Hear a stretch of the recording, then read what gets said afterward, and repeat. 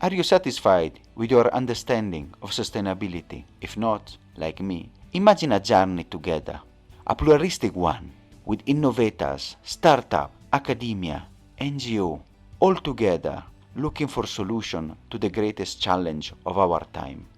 I'm Samuele Tini, and this is the Sustainability Journey. Welcome to another episode, and today I'm thrilled to go and discuss with one of the pioneers of the B Corp movement in India.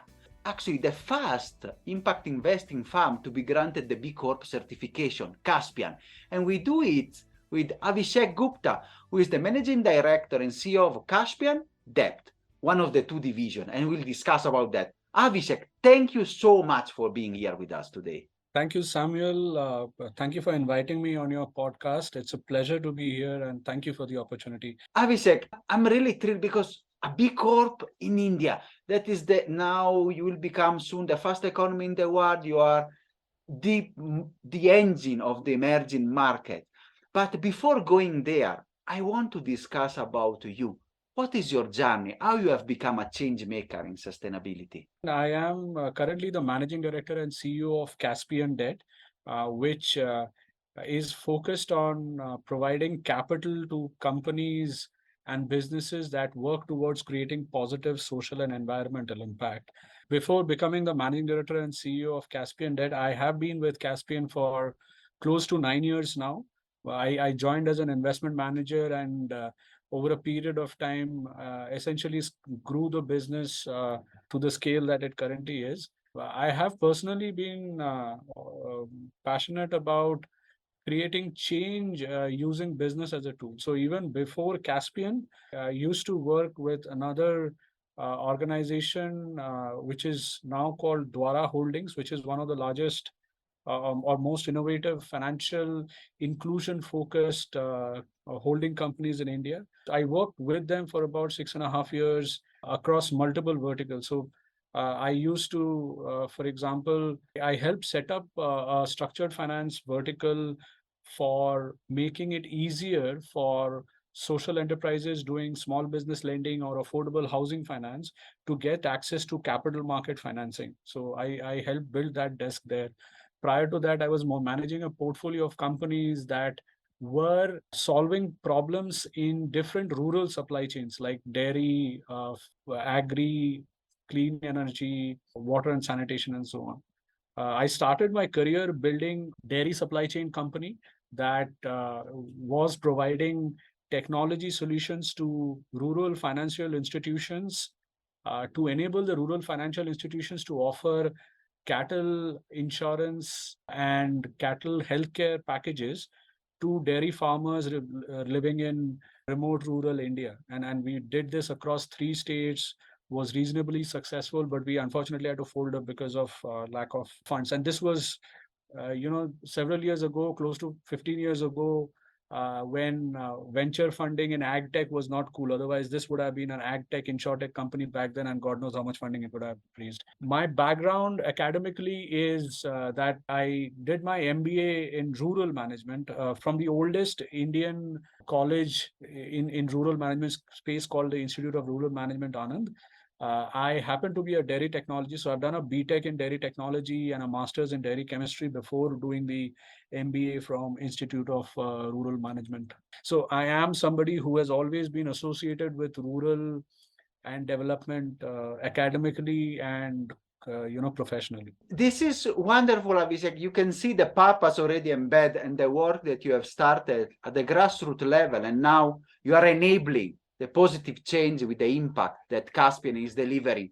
And I want to ask, what is the problem now that you are facing and trying to solve? No, investment for social, environmental impact, and how you are trying to solve it. First of all, when it comes to the world of investments and corporate finance, I think long back the economists and the market players have simplified the role of business entities to a great extent, and they've simplified it to saying that whatever a business should do should be for the benefit of the shareholders. Whatever an investment manager should do is to give better returns to the investors. Unfortunately, all of this is limited to financial returns. Nobody really had the conversation about social and environmental because it was complex. But I think that simplification has led to a situation where, for decades, we have lived in a world where people are just focused on financial returns, and they're kind of not considering the social and environmental impact of the businesses, when in reality, every business has that impact. If you look back in ancient history, the way humans led their lives, there was always this consideration for the community in which you operate and the society in which you operate. Unfortunately, I think this simplification of economics and business goals in probably 30 or 40 years ago led to a situation where it made things easier for people to track and invest in, but it also ignored a lot of things. So the primary problem for us is to be able to identify a reasonable volume of capital that is actually aware of the fact that if you want to get long-term viable returns, it means that you have to take social and environmental aspects into consideration. Unfortunately, that doesn't come naturally to major sources of capital. Most traditional sources of capital wants to keep it simple and very I would say monodirectional, with a focus only on financial returns. I think that's a mindset issue. That's the big problem. But so that's a problem on the side of capital. On the other side, essentially, if you look at countries like India, especially the entire developing world, and now increasingly even the developed world, issues of inequality and lack of access to essential products and services are at such low levels that quality of life, and over a period of time, the overall success of the economy is hampered. You mentioned a little while ago is that India has one of the largest populations, which is true, but from a productivity or value contribution perspective, it is not there. A lot of efficiencies get wasted because a lot of us do not get the appropriate opportunities. We do not get the cushion of appropriate essential services or support. It is necessary, unfortunately, for a population as large as this to get access to such facilities. Only then they can grow, and in turn, the country and the overall economy as a whole to grow. The government alone cannot do it. I think government has a big role to play, but it is limited by resources. And I think that is where the role of businesses becomes important to contribute towards that. It is well understood that businesses will do it in a sustainable way. They can't do it like a non-profit. There are, of course, some aspects of social support that need to be done through the non-profit way. Anybody who says that non-profits are not needed is actually lying, in my opinion. But a significant part of improving lives has to be done in a sustainable way through businesses, which take into consideration how am I impacting the lives of people who work in my company, how am I impacting the lives of people who buy product and serve or utilize services of my company, how am I impacting the environment. These kind of considerations need to come, which makes it more complex. See, if I look at it from the perspective of a small business that is trying to do all of this, life gets very complex for that person. How is it? So the other problem that we have is how can we help such people simplify their goal setting so that they can include not just the financial returns, but also the social and environmental returns in the way how they judge the success of the business. So can a lot more number of companies, enterprises, judge the success of the business by not just looking at the financial numbers, but also the social and environmental impact numbers, is a problem that we are dealing with. And we want to kind of work towards making that easier, because the overall social and environmental problems that India faces, be it poverty, be it malnutrition, be it gender inequality, be it lack of access to opportunities, poor economic growth, all of that is pretty well known to everybody. And while we can't solve all problems. Businesses can play an important role by adopting an approach where they look at their success as a combination of financial, social, and environmental returns. And this is really interesting. You can see the complexity and the work. And in all of that, to be an enabler of this ecosystem, to help businesses really go in and solve the problem you just mentioned in India and beyond, here come Caspian. How Caspian can be a catalyzer of change, how it works. Caspian as a group is 20 years old. We started back in 2004, 2005 as the first domestic equity investor in urban microfinance in India. So back then, if you look at microfinance in India, it was mostly very local, regional, focused on rural and primarily driven by non-profits under some program supported by the government or some agent, multilateral agencies. The low income households did not live only in specific geographies in India, they live across the country, but those services were not available to them. So Caspian set up the first domestic microfinance equity fund called the Bellwether Microfinance Fund back then. That is how it started. We were the first investors, institutional investors in some of the small finance banks of today. They started off as microfinance institutions. So companies like Ujjivan, Janalakshmi, Arohan, Sonata, Equitas, we were very early. I mean, in the first few names that I mentioned, we were the first institutional investors in those companies. Those companies have today grown and some of them got listed, some of them are now banks, and so on. So that is how we started. Over the years, we've actually used that experience to seed and create new markets. So we were the first investors in urban microfinance in India, first investors in affordable housing finance in India through Micro Housing Finance Corporation. We were the first investors in affordable private school finance in India. Through companies like India School Finance Company and things like that. We were set up by this gentleman named Mr. Vishwanath Prasad. And when he set it up along with investors, kind of like-minded investors, the goal was to initially to build markets which were not kind of attended to by commercial capital providers, and build markets, take them to a scale where commercial market then starts getting interested in these industries. So microfinance, for example, now is an industry where mainstream commercial investors have started coming in. So our origins are that equity and impact focused businesses. We are not a general purpose equity investor. We invest only in businesses that create positive social and environmental impact. That's the purpose of our existence.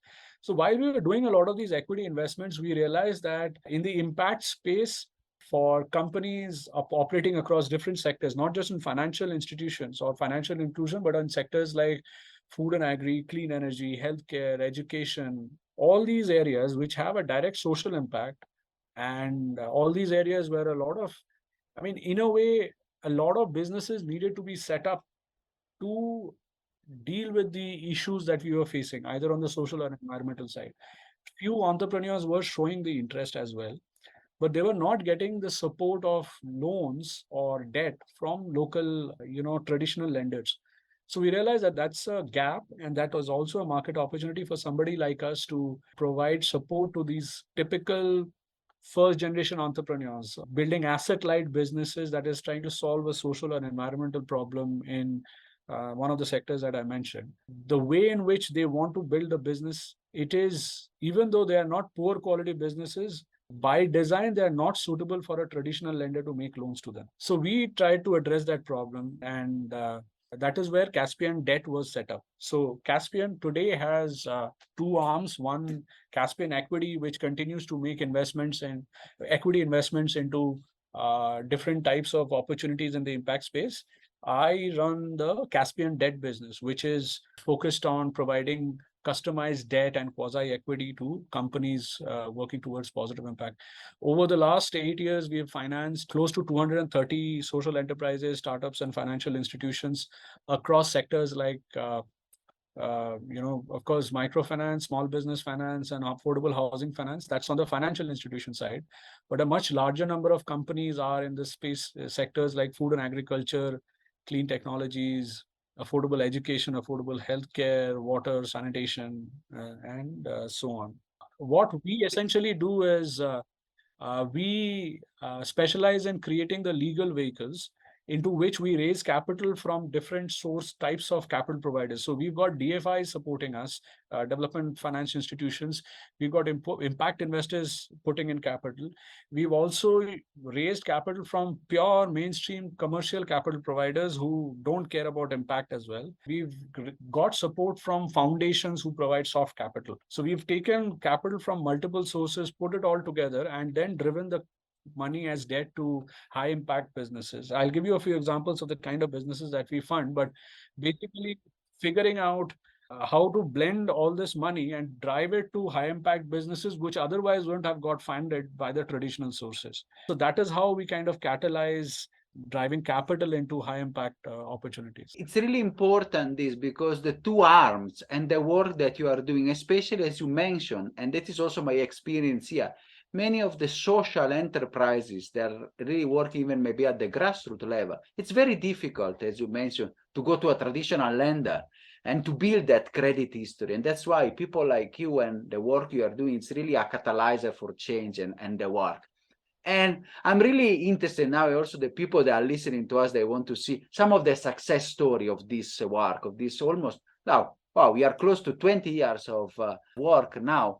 Can you share some impact stories with us? The fact that we were able to create multiple new markets of, say, for example, urban microfinance, affordable housing finance, affordable school finance, and debt into social enterprises. These are four markets which were unaddressed by capital providers. Nobody has really been able to build scale in this. I think our success as an organization is basically being able to build each of these markets. If you talk about specific companies that we funded from the very first fund, companies like Ujjivan, today it is a small finance bank. Earlier it used to be a microfinance institution, was one of the first professionally managed, nationally scaled microfinance institutions. So that is a tremendous success story. We were the first institutional investors, and essentially it is because of Caspian's check that the company further then got a license, NBFC license, to do the microfinance work in India. And it kind of started off from there. And I would count Ujjivan as one of the earliest success stories. When it comes to the debt business per se, and there are other companies like, say, Micro Housing Finance Corporation, which was the first domestic affordable housing finance company focused on micro mortgages. It got acquired by another entity a couple of years ago. So you would normally think that why would anybody want to lend to, for example, the maid or the taxi driver or an employee in a local shop? Why would anybody lend to them to buy a home? Nobody does in the traditional housing finance market. But this company basically established the processes and systems of being able to do it and do it well with a good credit quality, right? So, and you would also assume that this is something that is done with a good heart and charity, but they established a commercially viable model, which was why they were acquired by a commercial entity. On the debt side, I would, again, it's because we don't own these companies or we are not a shareholder in these companies. I don't know how much of a success we can claim on individual companies, but I'll give you a sense of the range of kind of companies that we work with. So if you look at a portfolio, on one end, you will find there's a poultry company, a company which is a farmer producer company owned by women farmers who do backyard poultry. So very small scale. So the company is run by women. They have a brand. They sell eggs. We basically started funding them in the middle of COVID, right? When COVID struck and they had troubles, we decided to go and make them a loan. This entity is, like I said, run by women. They are tribal women living in tribal regions in one of the poorest state in India called Jharkhand. It's not in the areas where you get a lot of opportunities easily. It's a difficult terrain, right? That is where this company has set up. So that is on one end. On the other end, we have, for example, till about some time ago, we were funding this Internet of Things company, which was helping factories save on water and chemicals. So it's a technology company. They basically put sensors in the factory at different locations to help the company save on water and chemicals, right? It is a company that is co-founded by a woman. So that's the other extreme of impact. So, from that perspective, but it is a company that is leading to resource efficiency savings and is led by a woman, which one of the themes that we are very passionate about. I mean, how do you bring gender lens into anything that we do? How do you bring about gender equity, in the process of us making these investments? Well, I can see the width and span of your work and the impact also that you are having, not only at the highest level, now commercial bank and now the biggest company, but also with the women at the grassroots level, but they are transforming their lives and empowering them, even as you said, in areas that are not the Mumbai or Bangalore or other, but really the rural India. And those are the impact and lending to the people that are unbankable in a way. I can see this work, and from your example and your passion, I can see how you put together profit, of course, in one end, because as you say, you are a sustainable business now for 20 years, but also purpose. And this comes at the core of what the B Corp movement is and how, the business for good and how the movement of transformation of capitalism, really not looking just, as you say, shareholders, but even the broad stakeholder and the community. So you have been now for many years a B Corp. You have been also best for the awards 2018, 2019. So, but you are not, let us say, in Vermont or California, the traditional states, we might say B Corp are, or the UK. You are in India. So how, why, which are the motivation, which are the advantages, why you have decided to be a pioneer of the movement in India? Being a B Corp actually doesn't have any tax benefits or financial benefits in India. It has in the US, and I think in some states of US and some countries in Europe, but in India there is no separate recognition. So we've not done it for financial benefits. We've done it because so in whatever we do, we try to make sure that impact is at its core, right? So, and it's not always easily understood unless you spend reasonable amount of time with us to understand what we do. Even though we'll probably speak for about 20 minutes or now, you will get a good sense, but you will not get a good enough sense. And it is for somebody like you who understands this space that you will be able to understand much more. But a lot of the traditional financial sector folks, it's difficult for them to figure out what it is, right? So one of the reasons why we did this was we wanted to make sure that everybody an outsider who interacts with us understands what we do through the certification, because the certification does its own marketing and promotion, and it has established itself. And I think there is a decent amount of recognition on what having that certification means, right? So I think in a way we wanted to make our life easier, and in the process of communicating to others what we stand for. Of course, after somebody sees that we are a B Corp, like you found us, they ask us other detailed questions and they then understand what all we do. But B Corp essentially help us to kind of with a simple emblem communicate what we stand for or what we want to do. And when it comes to external people, it can be multiple types. It could be investors, for sure. But what we thought would be more interesting for us is to make sure that as the company grows, as our organization grows, we are able to attract the right kind of people who understands that this is an organization. If I work for this organization, only financial returns is not going to be of primary importance. Financial returns is important, but there are several other things that I want to make it important. I will get to work in an organization that promotes collaboration, that considers the impact of each of our work on the people around us, an organization that considers its impact on the employees and other stakeholders, very unlike typical traditional companies where the shareholders are the primary focus.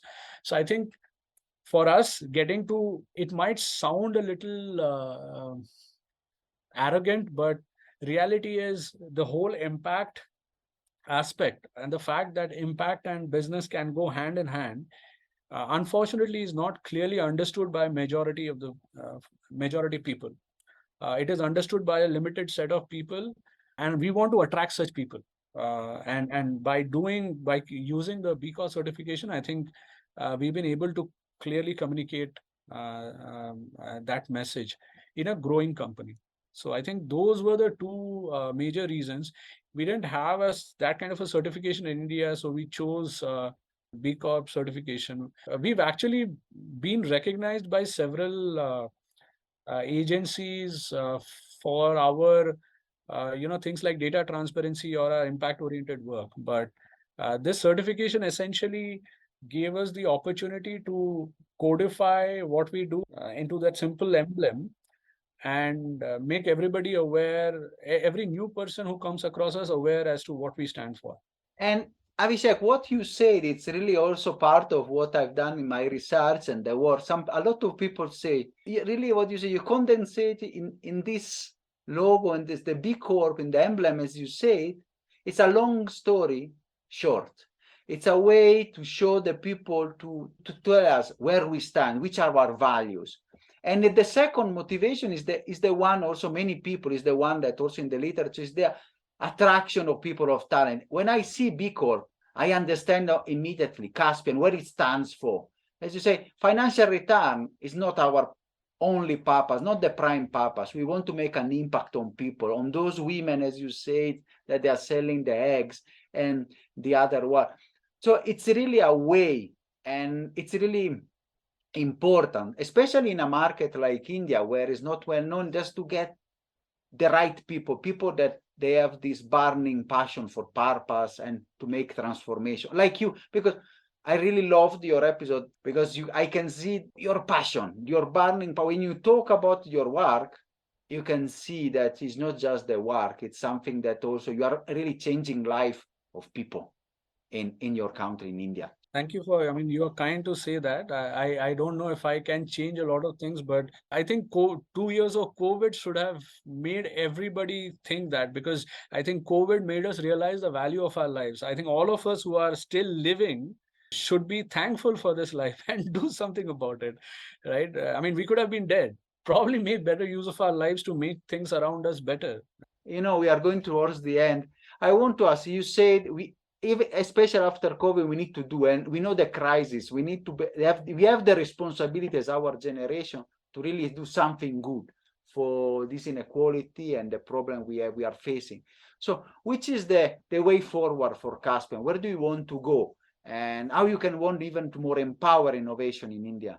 So I think what we've been able to demonstrate in all these years is that we, as an investment manager or an investment intermediary, we have kind of developed this expertise of being able to identify good quality enterprises that create impact. So I think we have been able to demonstrate that. We've maintained very good portfolio quality, which is a demonstration of the fact that we have been able to identify good quality companies. Now, the other thing that we've been able to successfully do is, small amounts, but we've been able to attract capital from commercial sources, impact investors, soft capital providers, all of them. And we have actually demonstrated product structures or ways in which all of this can be brought together, and then debt capital can be moved to high quality and impact creating enterprises. So I think we have demonstrated all of this in a small scale, but the need for debt for impact enterprises or impact creating enterprises is huge. We alone will not be able to meet the entire requirement. We want to bring in more capital from like-minded investors or even commercial capital providers in combination with like-minded investors to create more blended capital so that we can drive it into all these businesses. So essentially, we want to share our learnings and we want to transition from being a direct capital provider to becoming a platform using which other investors, lenders can directly provide capital to these companies. We will, of course, continue doing this business of identifying these companies because that's what we specialize in. Going forward, we are hoping to raise funds and create a platform through which our ability to identify pipeline, do risk management, and ensure impact performance to the extent that you can within the debt constraints of debt. We will continue to provide that, whereas the capital, and of course also provide capital, as a demonstration of skin in the game. But can we use that to attract more capital, more DFIs coming in, more impact investors coming in, more commercial capital providers coming in? So essentially, over the next 3 years, we would want to grow 5 times in terms of assets under management. I mean, and that is going to be possible if we are able to partner with a larger number of investors. So just to kind of give you a sense, we are supported by the likes of FMO, which is the Dutch government's DFI. We are supported by Triodos, which is a Dutch investment bank. We are supported by USDFC, which is the development finance institution of the US government. We are supported by family offices. We are supported by several commercial lenders, entities like USAID, Rabo Foundation, Dell Foundation. All of these people work with us. Can we make our offerings available to a much larger set of entities, and can we attract them to work with us? Is what we are trying to look at. So that's what the future is. 5 times in 3 years, consistent debt access for impact creating enterprise in India. This is really what we call an ambitious goal, but I can see with your passion and the work and the kind of support, I can see you can have even increase and leverage your impact even more, and really getting more people, as you said, around and really help. And we hope also you can be not only India, of course, the focus is there, but also maybe expand even your model in other areas. I would love to go to Africa and Southeast Asia, but we'll see how it. This is a hope, and maybe I can see we can even discuss maybe in 1 year or two, we see where Caspian has gone. As the last question, I know we will discuss even more because I can see it was a wonderful episode. The last question is usually a message, like the people are listening from all over the world to your, and I'm sure they have enjoyed a lot this wonderful episode. What do you want to leave to them, Avishek? You've got only one life, no matter what different cultures say. I think it's responsibility and a matter of success for us as individuals of a life lived well. If you are able to positively contribute to the society around you, and if you are able to contribute positively to the future for your future generations. So you can't be restricted to a job that concerns you. You have to do something either as an entrepreneur or in whichever job you are. And you may be a teacher, you may be, an employee in an organization, whatever it is. You have to do it in a way that it has positive impact on other people's life. If one life is lived better because of your existence, it is in a way successful life. If that is not happening and it's only you who's benefiting, I don't know how that can sustain for the long term. So you have only one life. Try and make sure that you use that life to make lives of other people easier or better today and for the future. And thank you so much. And this is also, I think, one of the purpose of the podcast, just to learn from change maker like you and try to give our contribution to change really and solve the problem. Thank you so much, Avishek. It's been a pleasure and an honor having you. Thank you. Thank you so much, Samuel. Pleasure talking to you. Are you satisfied after this wonderful episode? Let's continue together our sustainability journey.